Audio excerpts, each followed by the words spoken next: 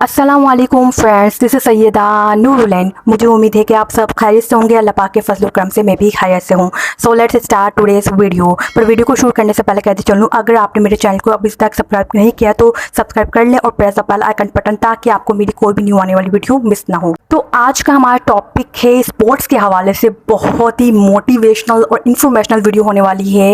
वो है बैडमिंटन। जैसा कि बैडमिंटन मेरा स्पोर्ट्स, सिर्फ स्पोर्ट्स से रिलेटेड बात नहीं कर रही, ये मेरी हॉबी है और मुझे बहुत पसंद है और इसके बहुत फ़ायदे हैं और ये मेरे ख्याल है कि सबको ही और ख़ास तौर पर लड़कियों को खेलना चाहिए। तो आज सबसे पहले मैं बात करूंगी what is badminton and how to play badminton, यानी कि बैडमिंटन होता क्या है और बैडमिंटन कैसे खेला जाता है। पहले हम बात करते हैं व्हाट इज़ बैडमिंटन। बैडमिंटन एक स्पोर्ट्स गेम है जो कि बहुत अच्छा खेला जाता है, बहुत अच्छे लेवल पर खेला जाता है। इंटरनेशनल लेवल पे भी लोग खेलते हैं, नेशनल लेवल पे भी लोग खेलते हैं। लोग इसको एज अ हॉबी भी खेलते हैं, एज अ फिटनेस भी खेलते हैं। और ये अच्छा स्पोर्ट्स गेम है जो हर बच्चे, लड़का लड़की सबको खेलना चाहिए, फिट रहने के लिए भी और एन्जॉयमेंट के लिए भी, अपने टाइम को सेफ रखने के लिए भी और एज अ हॉबी। अगर आपके पास बहुत लेजर टाइम है तो आप यूज़ कर सकते हैं इसको as a hobby, for your fitness, for your enjoyment. ये बहुत ब्रिलियंट गेम है और मुझे बहुत पसंद है क्योंकि मेरी हॉबी भी। और मुझे याद है कि मैंने अभी चंद दिनों पहले ही हॉबी के ऊपर जो राइटिंग लिखनी थी, एक आर्टिकल लिखना था, उस पर मैंने बैडमिंटन पे लिखा था और वो टीचर को सबको बहुत पसंद आया और सब उसके दीवाने हो गए। तो अब हम जो बात करना चाह रहे हैं वो बात करने जा रहे हैं कि बैडमिंटन खेला कैसे जाता है। इसका कोई मुश्किल तरीका नहीं है, बहुत इजी है, बहुत ज़्यादा इजी है कि आपको सिर्फ बैडमिंटन को सही से पहले पकड़ना सीखना है। अगर आपने सही से नहीं भी पकड़ा तो भी आप खेल लेंगे, इसमें कोई मसला नहीं है। पर अगर आप आगे बहुत बड़े लेवल पे खेलना चाहते हैं तो आपको सही से सीखना पड़ेगा, किसी बड़े से सीखना पड़ेगा और प्रैक्टिस करनी पड़ेगी। तो इंटरनेशनल लेवल पे खेलना, नेशनल लेवल पे खेलना है, कोई अच्छा काम करना है तो इस तरह से करना पड़ेगा। पर हॉबी एज अ हॉबी आप फिज़िकल एक्टिविटी के लिहाज से खेल लें, अगर इस लिहाज से खेल लें तो आप जैसे ही पकड़ लेंगे चलेगा। अब इस तरह से ऐसे करके पकड़ेंगे तो इसको थोड़ा सा ऐसे रखें, इस तरह से पकड़ना, पहले पकड़ने का बहुत इंपॉर्टेंट रोल है। आप पहले पकड़ लेंगे, अच्छी तरह सही से पकड़ लें, इसको होल्ड कर लेंगे, फिर इसको आपको याद रखना है कि आपको शटल जो सामने से आएगी, शटल इसके ऊपर ऐसे लगेगी। अब आपको जहाँ जहाँ शटल आ रही है उसको ऊपर मारना है। अब वो आपको कहीं भी शटल आ सकती है, ज़रूरी नहीं कि एक इस तरह से यारी सामने से आएगी, कहीं से भी आ सकती है और आपको मूवमेंट करनी है। पर हैंड को ऐसे रखना है बिल्कुल स्ट्रेट और ऐसे करना है, हैंड की मूवमेंट भी रहेगी पर ज़्यादा मूवमेंट नहीं रखनी है। और फिर दूसरा हैंड को भी इस तरह करना है। पर ये बहुत ऐसा लगता है इंटरनेशनल लेवल पर जब आप बात करते हैं तो आप इस तरह से चीज़ें होती हैं कि ऐसे करना है, वैसे करना है। पर अगर आप एज अ हॉबी कर रहे हैं, जैसे मेरी तरह हॉबी की तरह खेलना, तो फिर वो तो चीज़ें चल जाती है। स्टार्टिंग में ऐसा ही रहता है कि आप कर पाते हैं, कभी नहीं कर पाते, कभी कैसे कर रहे हैं, कभी कैसे, तो चलता है वो, तो खैर इतना वो नहीं है।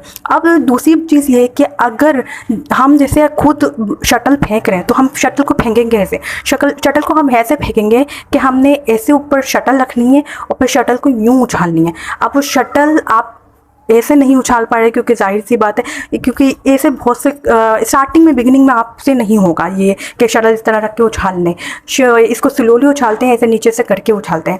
पर अगर आपसे ऐसा नहीं हो पा रहा तो आप ऐसा कर सकते हैं कि शटल को उछाल के फिर उसको ऊपर ऐसे ऐसे मार सकते हैं। ये भी कर सकते हैं, वो भी कर सकते हैं, दोनों चीज़ कर सकते हैं। पर जो मैंने पहले वाली चीज़ बताई वो असल मेथड है कि शटल को उसके ऊपर ऐसे रख करके मारना होता है नीचे से स्लोली। पर आप वैसे भी कर सकते हैं, क्योंकि मैं ज़्यादा उछाल के उस पे मार देती हूँ शटल पे तो वो सामने के पास चल जाती है। अब कभी डायरेक्शन गलत भी हो जाती है, इस वजह से इतना बड़ा मसला नहीं हो जाता है। ज़िंदगी यार, कभी सीखते हैं हम, इसी तरह सीखते हैं, गलतियों से गलतियाँ कर करके, तो कोई बात नहीं है। अच्छा, तो इंटरनेशनल लेवल की जब बात करते हैं तो वहाँ पे बहुत सारी चीज़ें होती हैं, रिक्वायरमेंट्स होती हैं कि हमें बैडमिंटन ऐसा लेना है, ये करना है, वो करना है, इसमें जो जो चीज़ें ज़रूरी होती हैं वो सब कुछ होता है। वो तो एक इंटरनेशनल जिसने अपना इसको पैशन, प्रोफेशन सब कुछ बनाना है, वो अलग बात है। अब हम सिर्फ यहाँ पे बात कर रहे हैं कि हॉबी और फिट रहने के लिए हम इसको कैसे इस्तेमाल कर सकते हैं, तो हम इस तरह से खेलेंगे। पर स्टार्टिंग में ना ये थोड़ा मुश्किल होगा, बिगिनिंग में हम गलतियाँ भी करेंगे, सीखेंगे भी और लोग हम पर हंसेंगे भी, पर आगे जाके हमें बहुत फ़ायदा होने वाला है, बहुत अच्छा रहेगा, हमारे हर लिहाज से ये हमारे लिए बेस्ट रहेगा। हमारा तीसरा पॉइंट है वो है स्पोर्ट बेनिफिट्स और बैडमिंटन बेनिफिट्स। यानी कि पहले तो मैं ये बता दूं स्पोर्ट्स के बेनिफिट्स क्या होते हैं। स्पोर्ट्स आप कोई से भी खेल रहे हैं, स्पोर्ट्स के बेनिफिट्स ये होंगे कि आपकी जो फिजिकल बॉडी यानी कि बॉडी जो आपको नज़र आ रही है ये अंदर से इसकी खून जो होगा ना ब्लड सर्कुलेट करेगा और आपको हर तरह की बीमारी से फ़ायदा होगा, बचाएगा, उसे प्रोटेक्ट करेगा आपका ब्लड। क्योंकि अगर आपका ब्लड सर्कुलेट रहता है तो आपके जो बहुत सारी बीमारियों के चांसेस होते हैं ना, वो आपका मोटापा हो जाना, आपका कुछ भी मतलब हड्डियों के मसले मसाइल सब आपके बहुत कंट्रोल में रहते हैं। अगर हम अर्ली एजेस में ही लाइफ के खेलना शुरू कर देते हैं, यानी कि यंग एजेस में, जो कि आमतौर पर नहीं देखा जाता है कि मोबाइल गेम्स को ज़्यादा प्रीफर करते हैं बच्चे लड़के लड़कियाँ, तो आप अगर अर्ली एजेस की लाइफ में खेलते हैं, ऐसे स्पोर्ट्स खेलते हैं, फिजिकल एक्टिविटी करते हैं, वॉक करते हैं, यानी इतनी सारी एक्सरसाइज चीज़ें कर रहे होते हैं और आपकी लाइफ आपके मसल्स को इतना पता होता है कि ये कर रहा है और ये करता रहेगा, तो आपके मसल्स एक्टिव रहते हैं। आपको फिर आगे ऑल टाइम में परेशानी होगी अगर आप वहाँ पे भी जाके वॉक कर दें, थोड़ी थोड़ी चीज़ें खेलते हैं यानी कि स्पोर्ट्स खेलते हैं, तो वहाँ पे भी आपको परेशानी नहीं होगी। पर अगर आप अचानक से कोई चीज़ स्टार्ट कर रहे हैं ऑल टाइम में, जब आप बोल्ड हो जाते हैं, तो फिर आप वो बात नहीं होगी। आपको दर्द भी होगा, बहुत कुछ होगा, आपके साथ मसले मसाइल भी होंगे। अब मैं ये बता रही हूँ कि जहाँ बेनिफिट्स हैं वहाँ पे डिसएडवांटेजेस भी हैं, यानी कि नुकसानात भी हैं। अब वो नुकसान क्या है? अगर आप कोई चीज़ ज़्यादा कर लेते हैं, स्टार्टिंग में करेंगे तो मसले मसाइल होंगे, पेन भी होगा, हर चीज़ होगी, और ज़्यादा कर लेते हैं, ओवर कर लेते हैं, आपका मसला कोई चल रहा है, आपकी कोई हिस्ट्री में बीमारी है, यानी कि आपकी मेडिकल हिस्ट्री ख़राब है, आपके अभी कोई बीमारी मसला चल रहा है, आपने उसको इग्नोर कर दिया, आपके डॉक्टर ने भी मना किया, फिर भी आप इग्नोर कर रहे हैं, तो आपको बड़ा मसला हो सकता है, आपको फेस करना पड़ सकता है बड़ा मसला, अगर आप इन चीज़ों को इग्नोर कर रहे हैं। तो ज़्यादा नहीं करना है, और जब आपका कोई मसला चल रहा हो तब नहीं करना है। ऐसे स्पोर्ट्स नहीं खेलने हैं क्योंकि इसमें पूरा एनर्जी लगती है, पूरा आपका ब्लड सर्कुलेट होता है। आपकी अगर आपका कोई फॉर एग्जांपल आपकी बोन्स का मसला चल रहा है और आप खेलते हैं तो आपकी बोन्स ब्रेक हो सकती हैं या कुछ भी हो सकता है आपके साथ। तो आपको इस तरह के चीज़ों को ध्यान में रखना है कि आपका कोई बड़ा मसला ना हो। अगर छोटा मोटा है, फॉर एग्जाम्पल आपके छोटे मोटे स्टमक इशूज़ हैं, तो वो तो आपके साथ ये चीज़ अच्छी होगी फिर करने के लिए ना। अब बहुत से लोग ये करते हैं कि बहुत अरसे तक एक चीज़ को छोड़े रखते हैं और फिर वो समझते हैं कि हमारी नॉर्मल बॉडी है, हम इतने ही लेवल पे खेल सकते हैं, जैसे कि हम 1 घंटा खेलते हैं तो हम 1 घंटा ही खेलेंगे।